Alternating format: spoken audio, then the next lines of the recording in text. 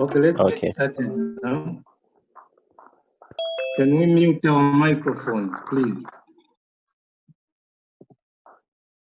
Okay, so that's the outline for the topics that are ahead of us. We have selection, procurement, distribution, use, and managerial support. So let's look at the objectives of the selection process. So we are going to look at the importance of selection, the key terminology, and the concepts of selection. And then we're going to look at the basic process and outcome of selection. And then we are going to look at why fixed dose combinations are preferred. And then we are going to look at the connection between selection and clinical management. Okay, so this outline, this framework applies to the public sector mainly, but also private hospitals. They are going to observe these principles in terms of drug management. So that's the drug management cycle. It's a cycle. It starts with selection, procurement, distribution, and use. Then at the center, you have organization, financing, information management, and human resource management. So today, we are focused on selection. That's the topic for today. Before you procure drugs, remember that there are over 10,000 drugs in the monographs. It's impossible to use all the 10,000 drugs in hospitals. You just have to select a few. The reason is drugs cost money. It's the same concept as our homes. When we go to ShopRite, we do not pick each item in ShopRite. It's impossible. We just pick items that reflect our needs back home. It's the same concept with drugs. But the reality, the practice, when you go to practice upon graduation, is very different, especially when you join the PSZ WhatsApp group, you join the Zambian pharmacists, the type of prescriptions you see, especially from the private sector. And sometimes because of the influence of medical sales representatives in our local pharmaceutical companies, you find that a lot of patients are being disadvantaged because they are being prescribed drugs that are not listed. We'll look at the tools that list drugs. We'll look at the entire policy framework. Okay, so let's understand these concepts. It's good that we're understanding the maternity stage, right? Any questions at this stage? It's not a one-way conference. Any questions? No questions, sir. No, sir. Okay, that's very clear. All right, let's move on. Now, we have to understand that this is a cycle. All right? So the pharmaceutical supply chain management is cyclical in nature. The circle from selection, there will be all these processes until you reach use. So can someone suggest to me where use occurs? The use of drugs. I know it is obvious.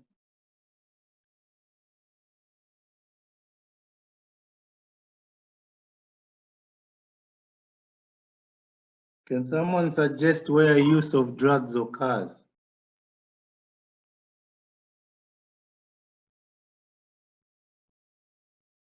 Is there a breakdown in communication?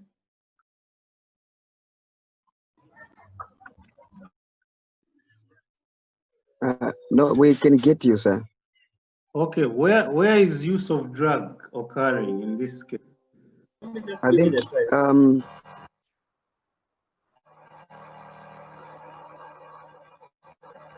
Which facilities is it occurring? Which stage of the supply chain? I should be think the hospitals and procurement, sir. Yeah, you are right. So selection is done by the Ministry of Health for both private and public hospitals. Procurement is done by Ministry of Health for public hospitals only. What about distribution? Where does it occur? Where does distribution occur? Medical stores. Yes, medical stores, right? Apart from medical stores, which other points of distribution are we familiar with so far? There's also CHAS.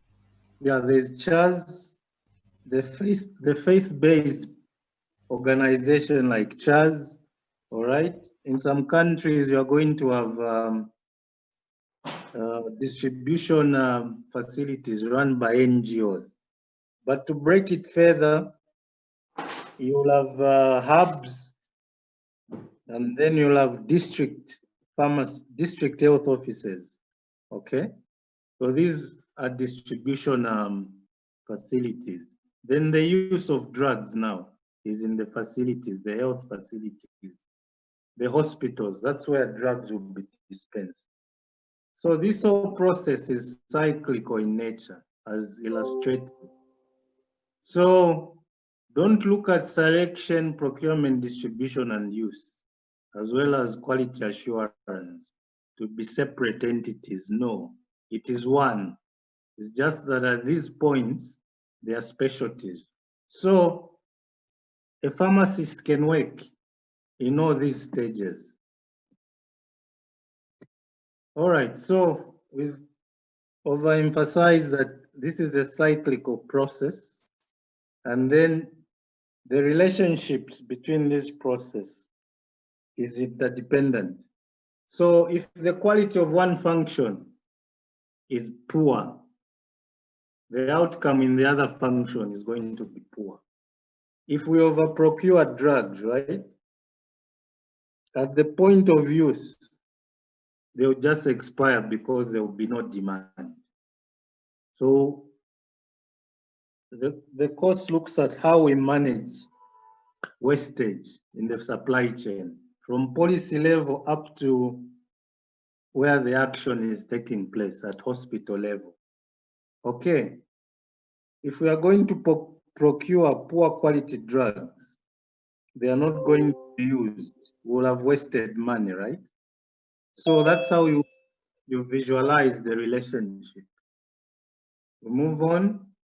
Now, we have to look at key terminology for us to understand the concepts in context.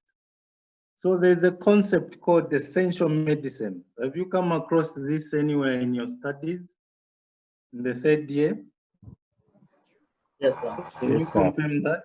You have, okay, right. Now, at this stage, the intermediate stage, this is application now, okay? So these are pharmaceuticals or medicines that supply the priority healthcare needs of the population, okay?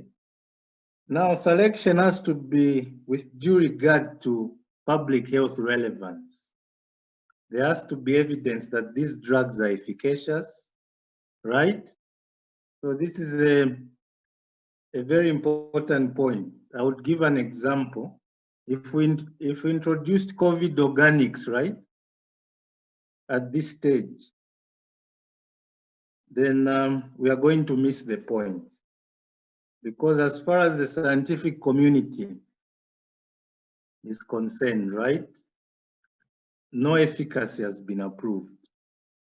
So you hear the public crying out that no, the World Health Organization is not being fair to Africa. No, that's not true. Ministries of health, the World Health Organization, they work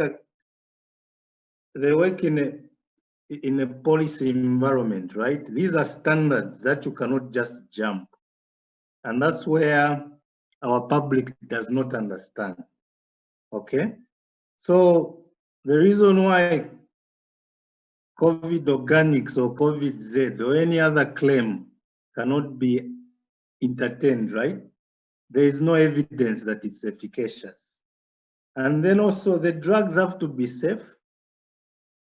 And then they also have to have a comparative cost effectiveness, right? We cannot buy very expensive drugs. If we do that, we might just buy a quantity that won't reflect the true consumption on the ground. And then these drugs, the essential medicines, have to be available in the context of the functioning healthcare system, meaning the logistics management, the activities that are focused on delivering the drugs to the facilities are in place, right? And these drugs have to be in adequate amounts, in the appropriate dosage form. You cannot buy suspensions, right? When your demographics show you, when your morbidity data shows you that no, for this condition, this is the age group it affects, all right? Quality has to be assured. Procuring drugs is not an easy job in real life. If you are not careful, you find that all drugs will fail the quality control tests before they are stored, right? And then these should have adequate information, okay? And they should be affordable to the individual and the community, all right? So this is the concept. Now, here's what you see. Prescriptions of really expensive drugs, right? And then you wonder, do physicians really care? Do physicians really understand the policy environment we work in? So these are the issues you should begin to appreciate. We move on. Now, if the essential drugs concept has to be functional, right? These are the tools that we should use. There's the formulary list as well as the standard treatment guideline. So what is the formulary list? A good example is the British National Formulary, right? But we also have our own Zambia National Formulary. Now, let me just emphasize a point here. The same reasons I'm highlighting to you about, our physicians, our prescribers, prescribing outside the policy framework is because, for example, in our hospitals, even I didn't understand these concepts well. I'm sure even you right now, right? Which formulary list are you preferring? It's the British National Formulary, right? You're telling me you are dispensing, Yes, right? sir. Yes, Yeah. we're using the British national formula. That is very wrong. And that is what is encouraging our prescribers, even pharmacists, not to understand what it is. What do? They go in the BNF and pick a drug that is not in the ZNF. You know what you are doing now? This is the implication. The drug you are picking in the BNF, please understand, it's not at medical stores. You are simply punishing the patient. For example, what is listed in the Zambia National Formulary is what? Omeprazole. Then you are at UTH, you are a student, you are a practicing pharmacist. What is on the prescription of omeprazole? You see that? Medical stores is not going to supply the omeprazole. It's not even in stock, all right? So if we have to really control this situation, we should make it clear that the BNF is just for reference purposes, right? Where perhaps the condition that is being treated is complex. The drugs available cannot be found in the government system, government storage facilities, because the policy says otherwise, right? In that case, it's okay, we can prescribe it. But please remember to tell the patient this detail.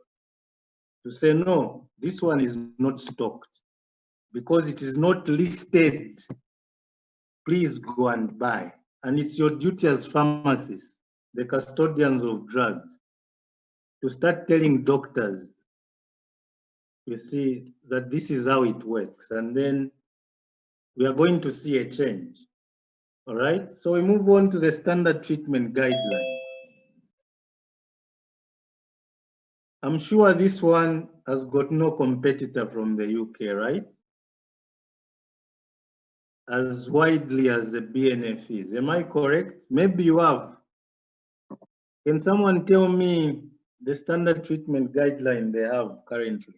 The one they are referring to?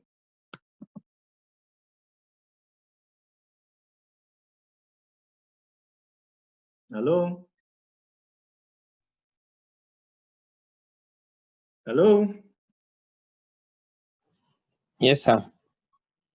Yes, where's Walovita? Which For standard this one, treatment guideline? Yes, we use the Zambian one, sir. the Zambian one, right? Why? Yes. Because think the it's- syllabus. I think the syllabus prescribes it. Yes, that's why we use it, right? But the Yes, sir. BNF, even when the syllabus prescribes it, it's just natural that we're going to prefer it, but you're missing the point. All right, so now what is the standard treatment guideline?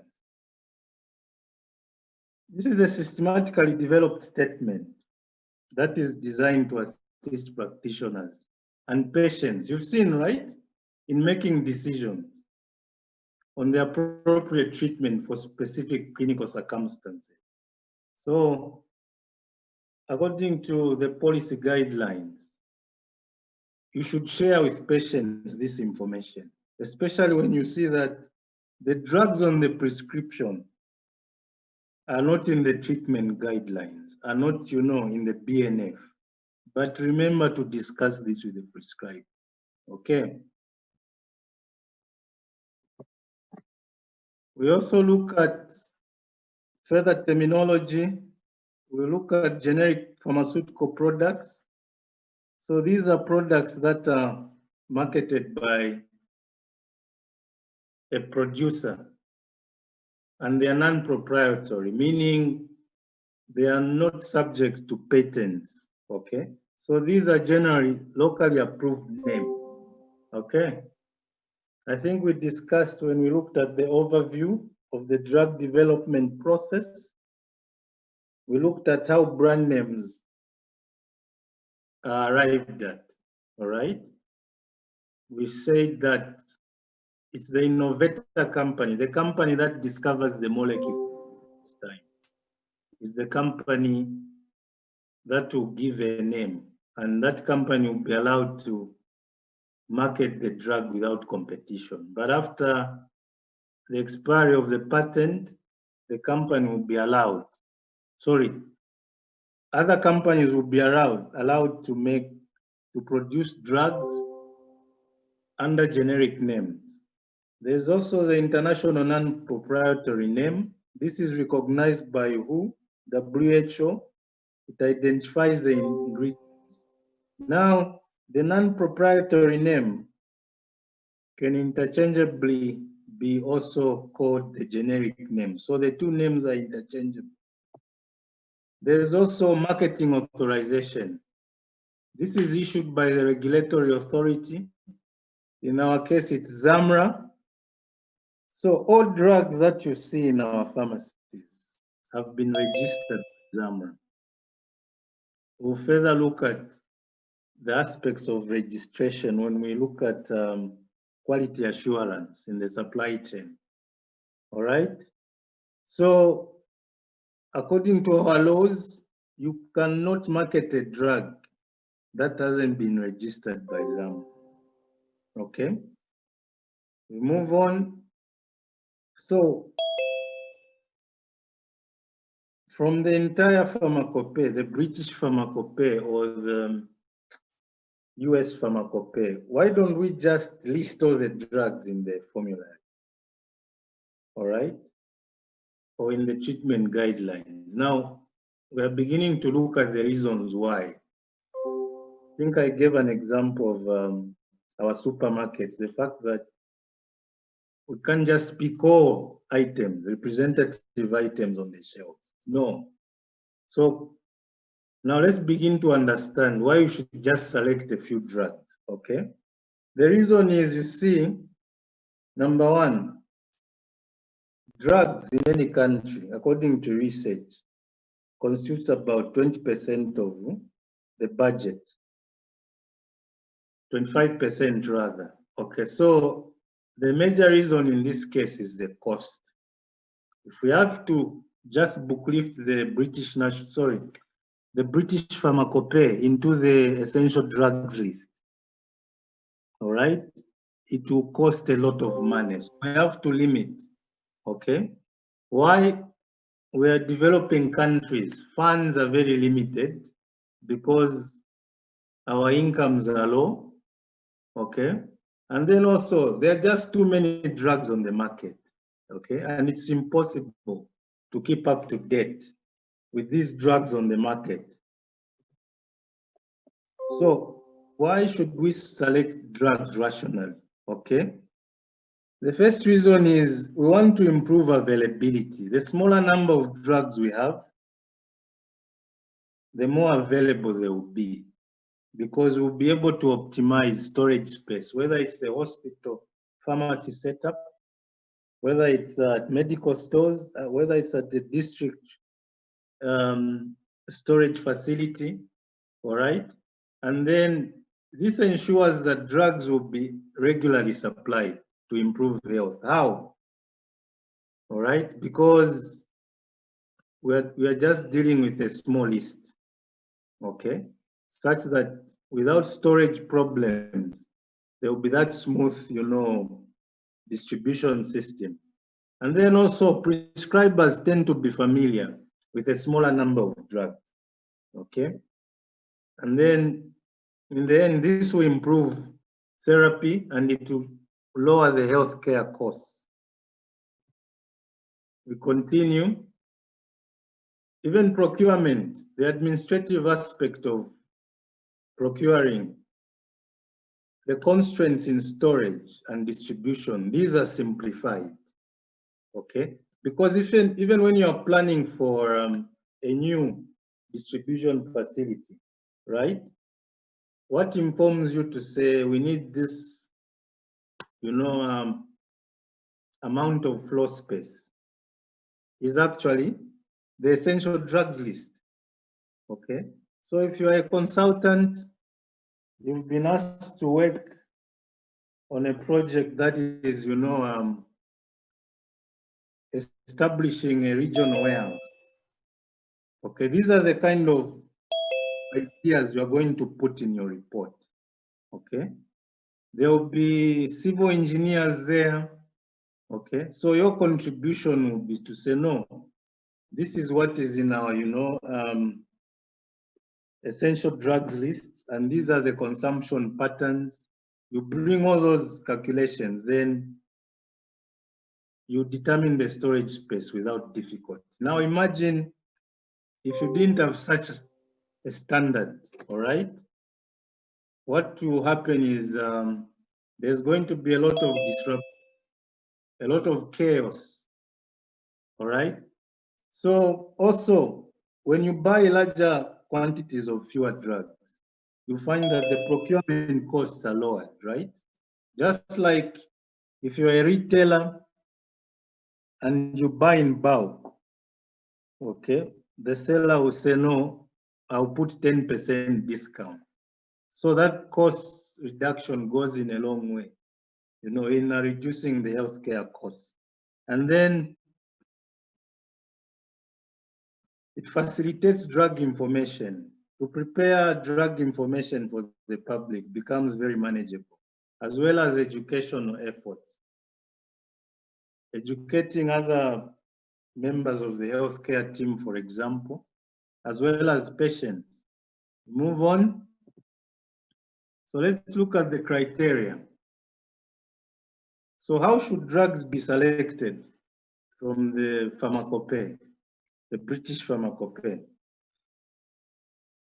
So the first thing that is looked at is the prevalent disease patterns. Remember, we looked at the demographics, the global demographics about distribution of disease by continent and by region, right? So for example, it's the epidemiological data, it's the morbidity data that is obtained from health facilities. The data that is kept, I believe, in the OPD or in the registry, this is what will determine to say, no, when we've done our pie chart, we found that no, malaria is very prevalent.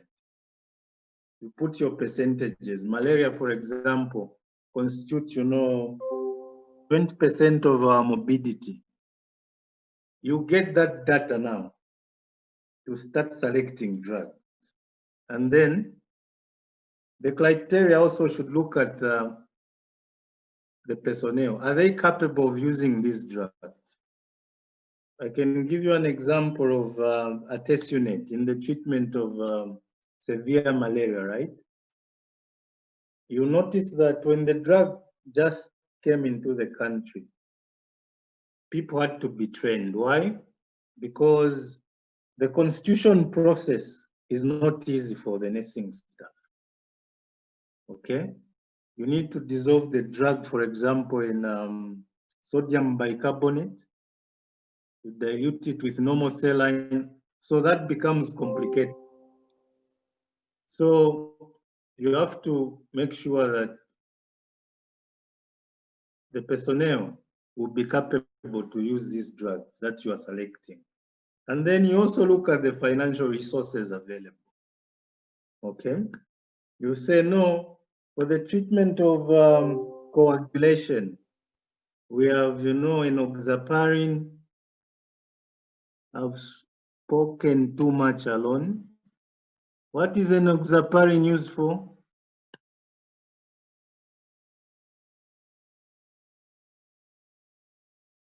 Hello?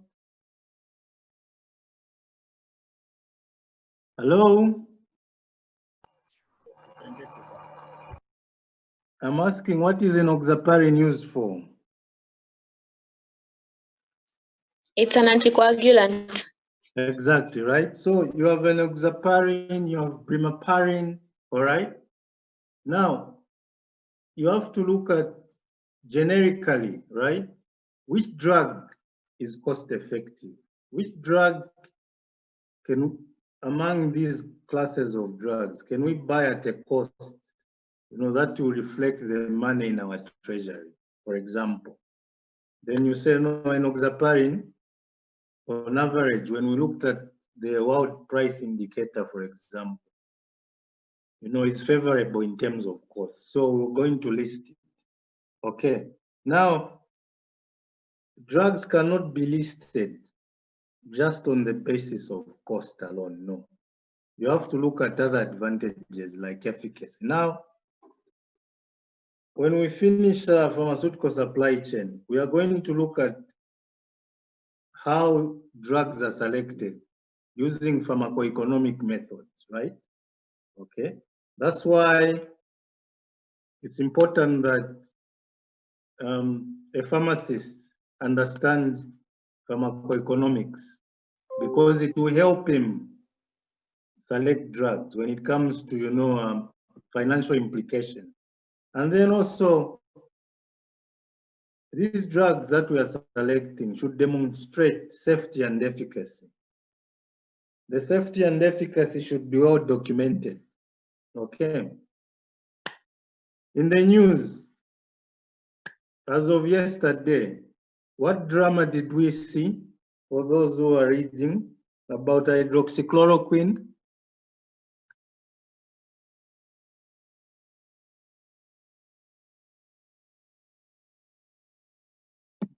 Has anyone come across the news items, the news item on hydroxychloroquine?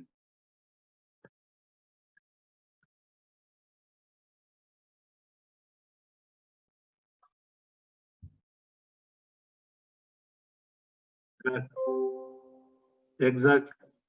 You are very right. Excellent. So tell me the scandal now. What has been revealed now about the earlier Lancet publication with regard to safety and efficacy? What did you read?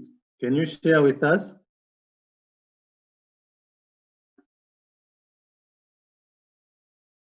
The headline, right? Okay, so it's very interesting. After this lesson, I think you should read more. It will rhyme very well. It will give you an appreciation, right? So the Lancet is a well-respected journal, all right? So it published a research that was based on observational studies saying the use of hydroxychloroquine and chloroquine in COVID-19 is not safe.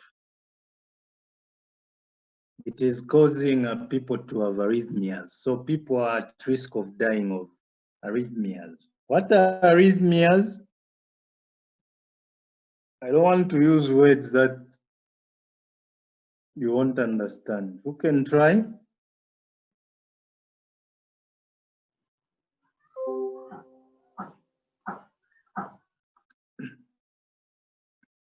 Yes? Anyone to try? I think there are irregular heartbeat. Exactly. All right. So now the revelation by a group of scientists who signed a petition last week condemning their colleagues revealed that actually the study the Lancet published was manipulated, right? It was sponsored. And the Lancet has since put down the article, the publication from their website. They've de-indexed it, all right? So that is the issue. So the World Health Organization now has gone ahead to say, no, we want to demonstrate the efficacy and safety of hydroxychloroquine and chloroquine, okay, in the treatment of COVID-19.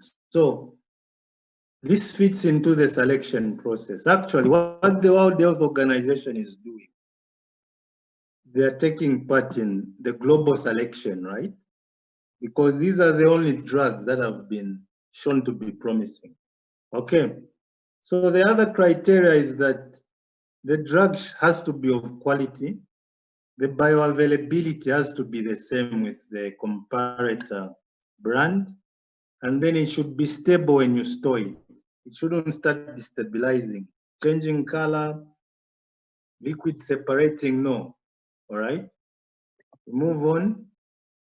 So these drugs you're selecting have to be equivalent therapeutically, right, to brand, drugs in terms of price, availability on the market, safety also, as well as efficacy. And then we should also consider yes, you have a hand. Go ahead. Yes, sir. I wanted to find out, so how does the World Health Organization work? They don't have their own independent researchers, or who do they follow? And does it mean now Trump is right, who's taking? Trump, yes, he's right. He's rejoicing. Yeah, so how do they work? Okay, good question. They have got their own in-house scientists, but they do outsource independent scientists also. Does that answer your question? Yes. Okay. Yes, sir. Any other question? All right. So also the selection criteria should consider the total cost of treatment, okay? It shouldn't just look at the unity cost of the drug. Yes, Mark Lawrence? Okay, so I'm following closely the saga about the chloroquine, the one you just mentioned. Does it Yes. mean now that World Health Organization wants to recapture its clinical trials, meaning it's now about to be the most promising drug that might be used for COVID-19? Exactly, it will be. Once the data comes and it's affirmative, yes, it will be. And in this case, Zambia, the world over, all the World Ministry of Health, they will just adopt what WHO will say, because we are in a crisis right now. All right. Well, thank you so much. All It's right. something that is very promising and good news at the Yeah. same time. Yeah. All right, we move on. Now, when you are selecting drugs, you should look at the total cost of treatment, not just the unity cost of the drug. And then there has to be a demonstrated advantage that, you know, combination products, you know, are better than single compounds when used separately. Of course, when you use, you know, FDCs, what we call fixed dose combinations, these are tablets or capsules whose contents has got more than one drug, right? So a fixed dose combination, depending on the market dynamics, it might be expensive because there are two drugs in one tablet and they are costed differently. Okay, so you have to look at those aspects when you're selecting. You have to prove that the combination products, for example, have got an advantage over single compounds when used separate. So that consideration is very critical. And then when you're selecting drugs, okay, you're going to use the international non-proprietary names, okay? You're not going to list drugs as brand names, okay? Why? This will help you focus on a molecule of interest. Now, this is what is happening in our hospitals, and these are the things you should try to change, okay? You have a requisition coming from all of you, by the way. Are you doing your dispensing in UTH? Please Yes, confirm. we am. We Yeah, used to. look, Yes, we you were. used to work before COVID, right? Yeah. So for you, Yeah. yeah, okay. So for you, if a nurse wrote Septrin on the requisition, it is fine. No, it is not fine. As far as policy is concerned, it does not recognize a drug called Septrin. It recognizes a drug called what? Cotrimoxazole. Okay. What's the other name for cotrimoxazole?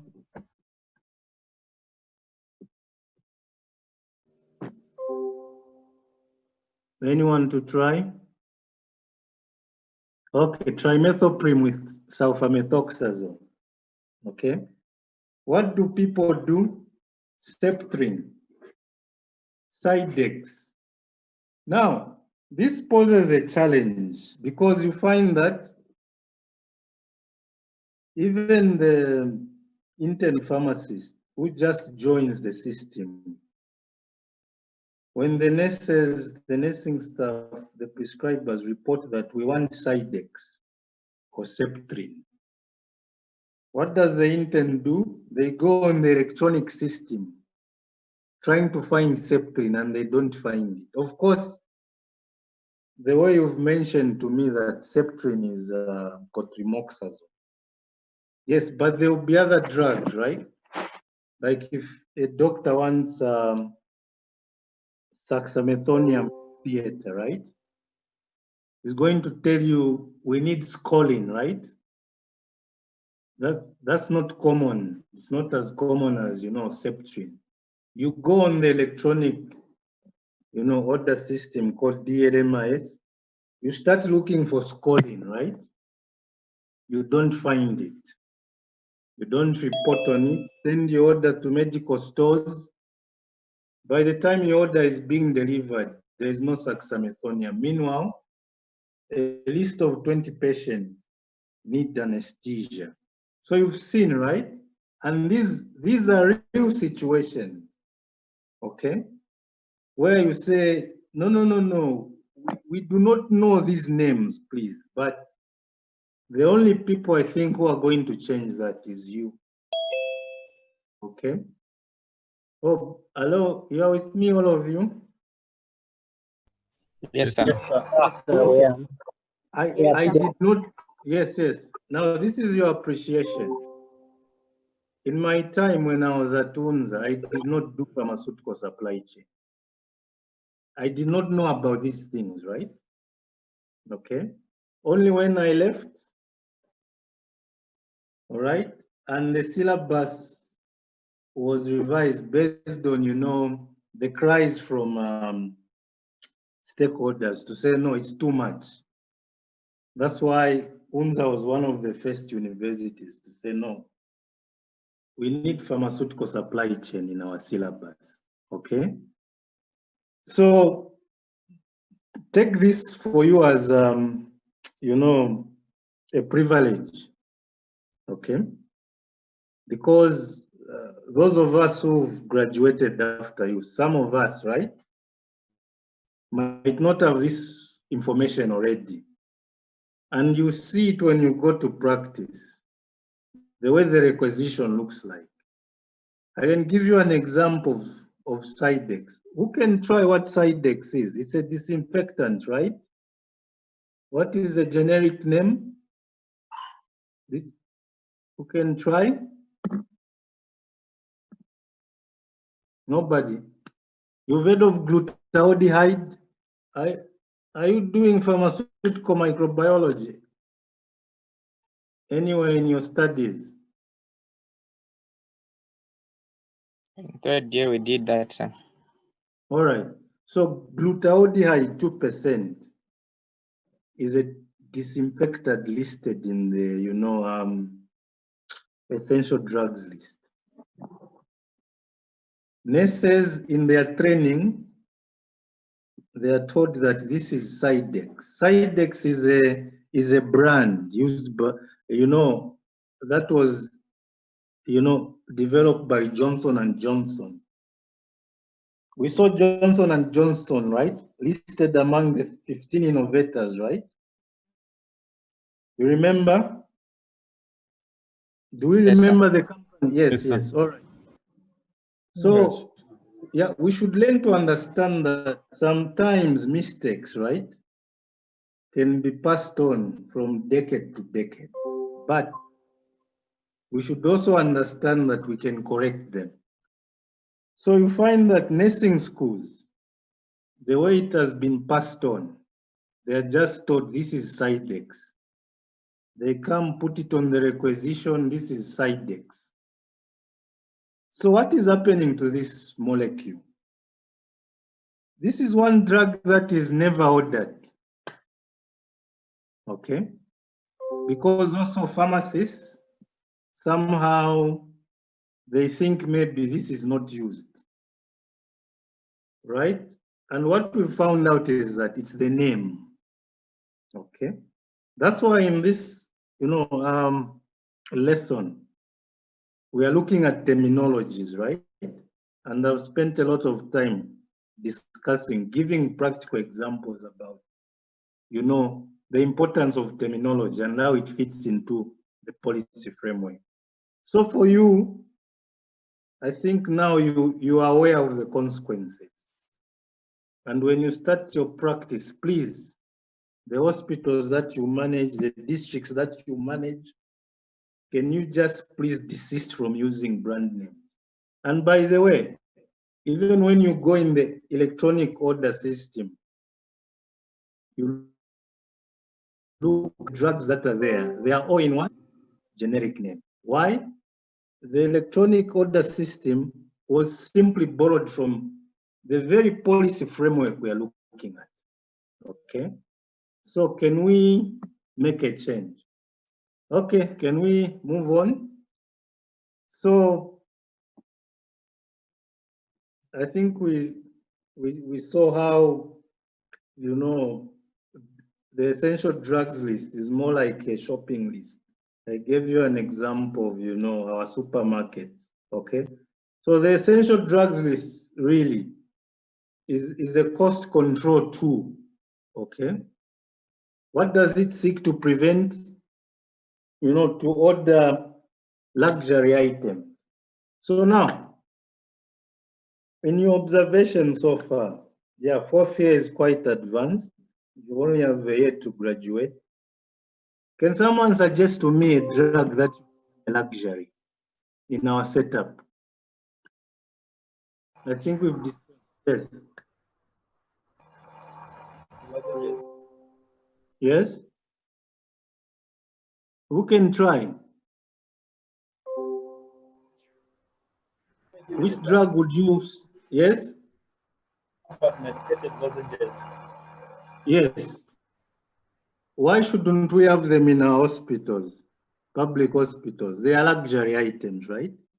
That's why, if you looked at the list, right? Our hospitals do not stock Benylin. They do not stock Brustan. Okay? That can be, you know, confidently be classified as luxury. You know why when you put those on the essential list, what will happen? I think we've overemphasized. You are going to blow up the budget, right? But if you go to most public hospitals, you find that the wing that is called what? High cost, okay? They are going to procure these things, right? Because in the high cost environment, for example, at UTH, using the same revenue that is generated, you have the pleasure of, you know, buying these items once in a while, all right? So now, when you see a prescription with Benylin coming to your pharmacy window, all right, can you tell the patient the truth that, look, this one is not listed in our essential list, but the doctor's prescribed it, okay, because he feels like it will help you, but otherwise go and buy.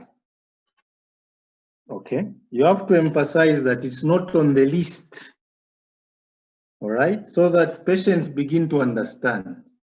Okay, if they ask you why, but why has the doctor prescribed it, we are taxpayers, just tell them, no, no, no, no, it doesn't work like that, all right. I've done it before. I think patients began to understand at least you can make a small change, all right. Now, the selection process has got strong forces that do not support the concept, okay? And perhaps it's obvious that you don't expect big pharma. We call those 15 companies we looked at, the terminology that is used in the media is big pharma. They've got a lot of influence. Those who wouldn't like national essential medicines list, who would try why they don't like it?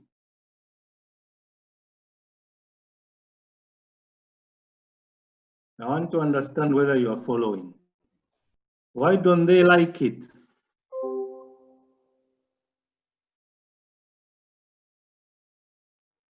Hello? I think since their purpose is to make profit, Yes. they don't like the list because it goes for the cheapest type of medicines. Okay. than the Really? expensive ones. Well, okay. Yeah, that's the answer. But just to make it more, clear, the national medicines list, remember that we said they only list what? Generic names, right? So the big pharma feel that no, we are left out. They are giving businesses to generic manufacturers. Okay. Yeah. So when you see doctors in UTH everywhere prescribing brands, right, that are in the BNF, just remember, right, the medical sales representative who works for the big pharma visited them. They offered incentives, right, so that they put augmentin on the prescription, so that if anything, this patient will be, well educated. They will refuse the generic, and the doctor will even tell them, let them not change, right?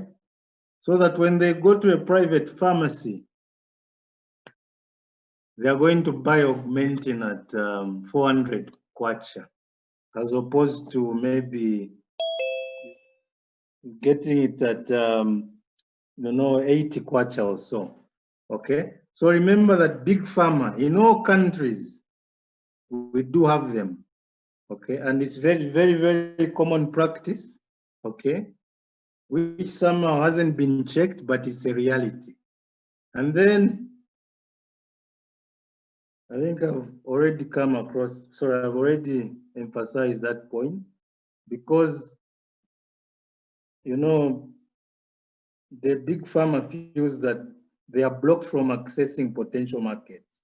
Now, in as much as this is policy, you should understand that some researchers have, concluded that this is why the African pharmaceutical industry hasn't taken off, because big pharma can't invest in Africa, because there's literally no market. Okay, that's why you found that if you looked at the registered Zamra, most of the drugs are generics, right? And the Indian companies have flourished in this country. Okay, so I think the best mix is to, to balance, right? So that you have GlaxoSmithKline, for example, having presence in Zambia to satisfy a certain market. Okay, so this is not just good for policy. No, what is good for a certain aspect of policy is bad for a certain aspect of the economy, right? So bear that in mind. If you are going to do a literature review, these are the kind of arguments you should show. So let's quickly look at the levels of selection.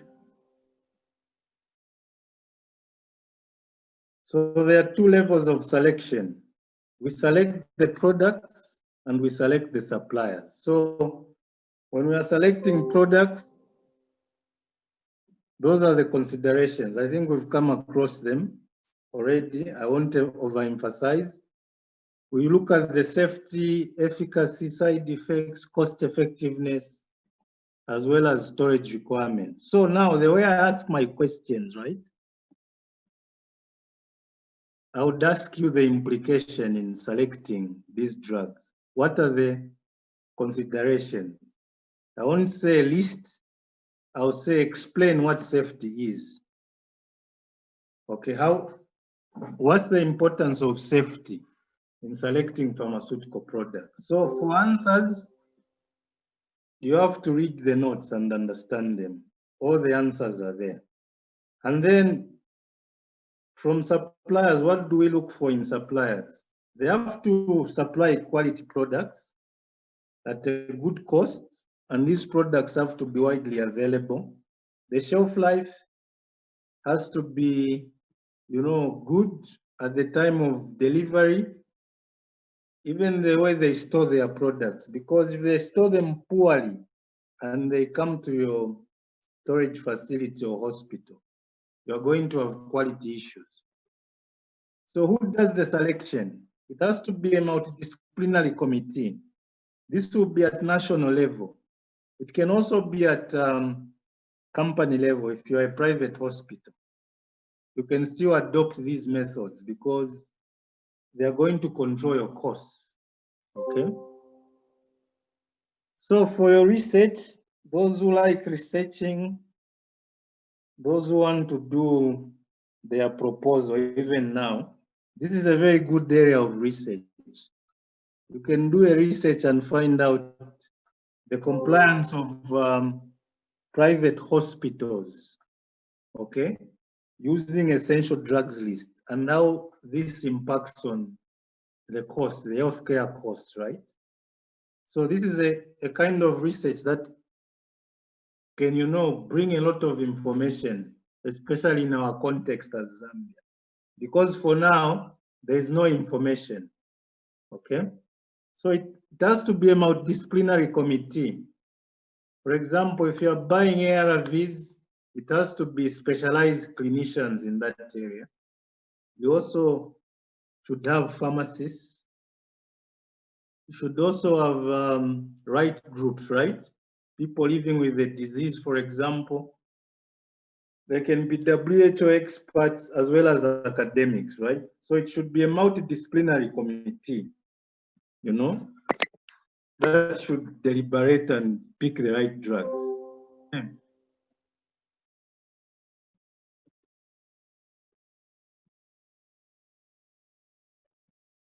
So what is the selection criteria now?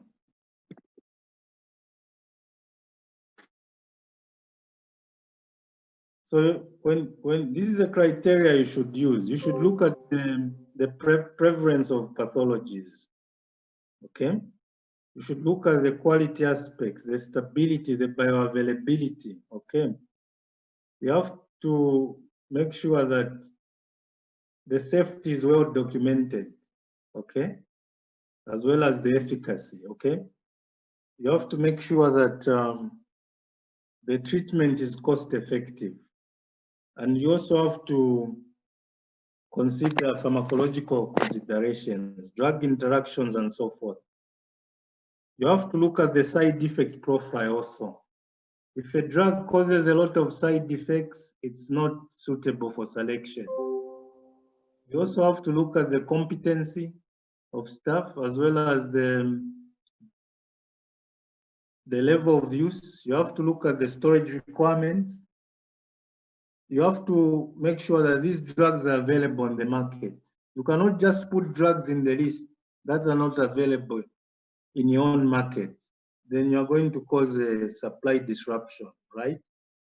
And then you also have to look at the convenience of the formulary. So how should medicines be specified in the list? Okay, to ensure that the people procuring the drugs procure the right product, okay? So the specification should be unambiguous rather, and then it should focus on these. Don't give the procurement team brand names. Go and buy Sidex. I think we've overemphasized the implication, okay? You're going to mess up. It has to be a generic name, a non-proprietary name, right? You should list the form also. Is it a tablet? Don't just say amoxil. Amoxil what? Okay? The procurement official would just say 500 milligrams. You take a good guess. Is it a capsule? Is it an injection? You have to state the strength, okay? As well as the strength if it's a suspension or liquid. And then the package to be stated. A box of 60, do you need it in a blister pack? For example, there's one drug that you should ensure that it's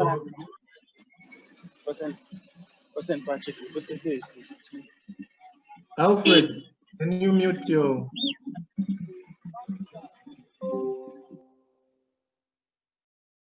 All right. So for example, there's one drug that is should always be specified in a blister pack. Artemether lumefantrine, Coartem, right? It's very hygroscopic. If you bring it in a container of 1,000 tablets, all right, just know that the moment it lands in your store, you won't have it easy. It will just bulge and break up, right? That's why if you've observed, Coartem, okay, whether it's a brand or it's generic Artemether lumefantrine, it's always in a blister pack, okay? Now, what are the consequences of not, not respecting the tools, the national protocols? If you don't adhere, I think somehow I preempted this to the national guidelines, okay? The policies, the STGs, the essential lists.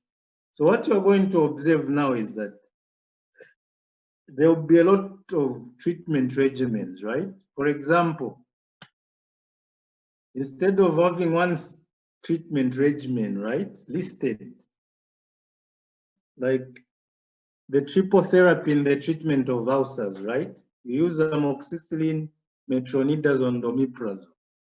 You also have a treatment with, other, antibiotics and anti-ulcers. Before you know it, as a country, you're going to have 10 regimens, okay?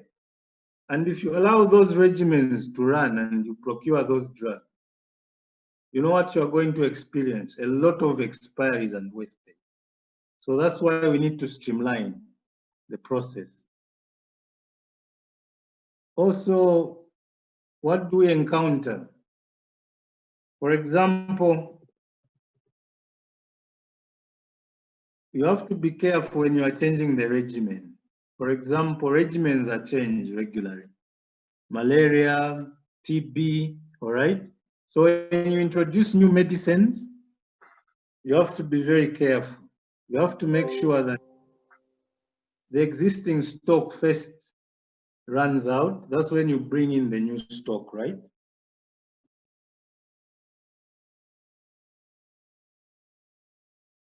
If you're going to have multiple different procurement sources, okay? You're going to fragment the medicines and treatments. And then this will make it difficult for you to monitor consumption and focus future needs. Okay, so we end there for selection. We've completed this unit. Any questions?